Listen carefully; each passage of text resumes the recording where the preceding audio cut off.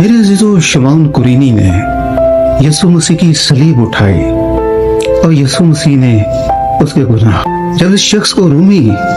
بگار میں پکڑتے ہیں تو یسوع مسیح سے اپنے پیار میں پکڑ لیتا ہے، اور یہ شخص ڈاکو سے پہلے یسوع مسیح کے صلیب کے رستے میں بچ جاتا ہے۔ اور اس کا ثبوت اس کے دو ایماندار فرزند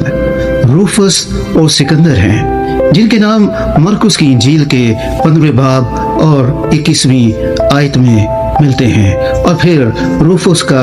ذکر ہمیں رومیوں کے خط اس کے 16ویں باب اور اس کی 13ویں آیت میں ملتا ہے۔ تو نہ فقط شمعون جو ہے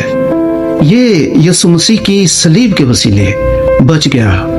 بلکہ اس کے فرزند بھی یسوع مسیح پر ایمان لا، تو اور تیرا گھرانہ نجات پائے گا۔